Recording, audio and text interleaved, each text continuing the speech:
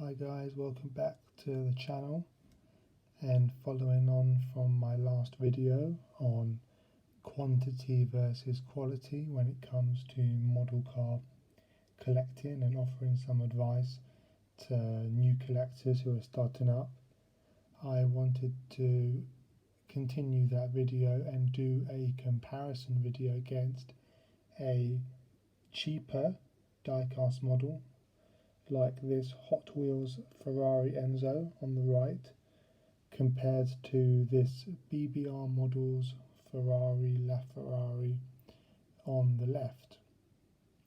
Now there is a huge price difference between these two model cars. The Hot Wheels Enzo, I've had this model for a long time, but I don't think it's more than £30. And the BBR LaFerrari was around €350. So without considering the price of these two models, I just want to show you what actually makes an expensive model and good value for money, and what makes a cheaper diecast model and still good value for money for the price of the model anyway. So I've picked two Ferraris just to make it, I guess, easier to show comparisons and where BBR have excelled and where Hot Wheels have left some detail out. First, as you can see, is the Enzo on the front. The badge is just a sticker. There is not much detail at all on that. It sits flush with the paintwork, and that is probably one of my first kind of, not problems with the model, but pointers why it's a cheaper model rather than BBR, where you can actually see, even on the video, the badge sticks up and out off the bodywork, and it's got a lot more detail on and looks a lot realistic compared to the Hot Wheels version.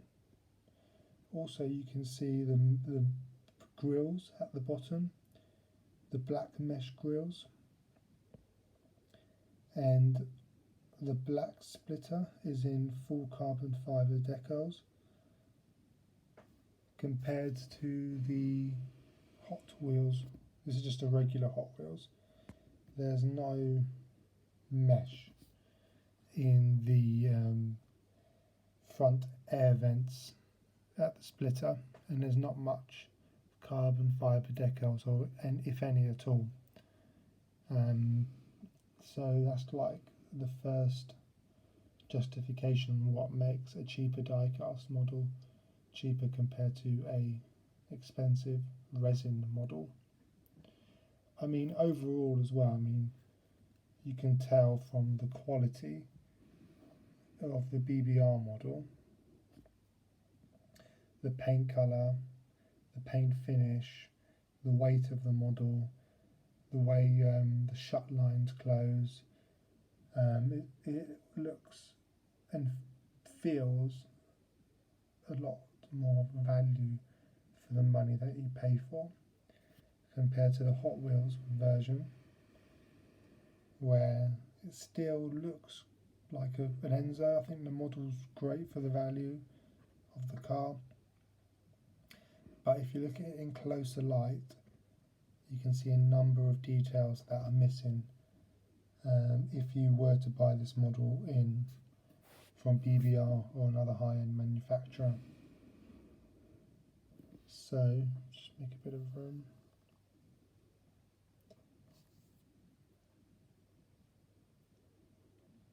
Spin it around.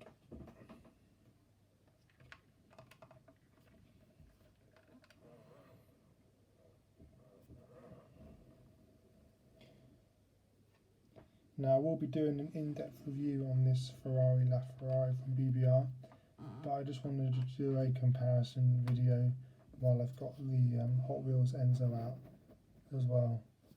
So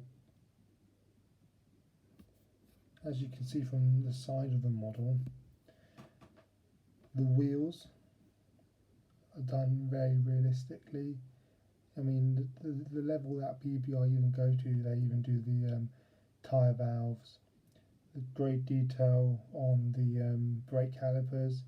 You can see the emblem in the Ferrari. The discs are done very realistically, and the matte black finish looks very good. Now, if we compare this to the Hot Wheels version,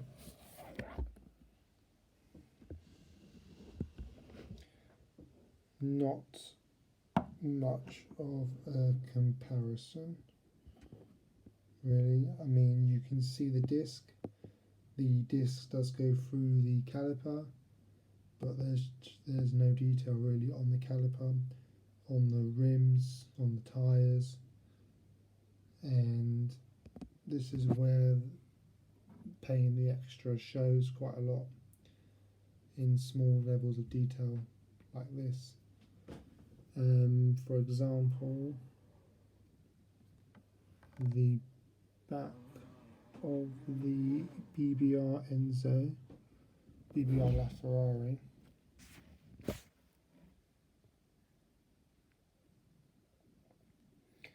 a lot of detail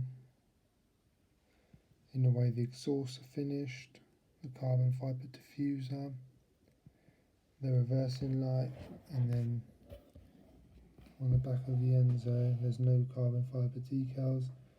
The exhausts are just stickers really, not much detail on the tail lights. There is a mesh in the grills, but it's not as nicely done as the BBR version is. Compare it.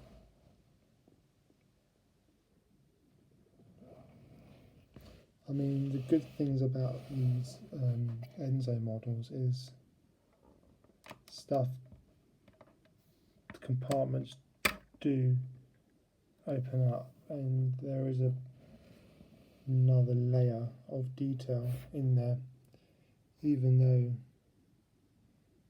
it's not a lot and not quite realistic. It still shows some more detail from Hot Wheels. And also why these models are more expensive is because they are heavily limited edition. So BBR don't really make a lot of models in their production run. So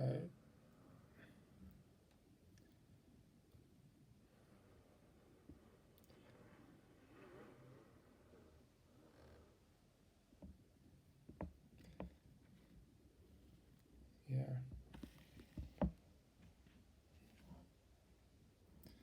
Let me know in the comments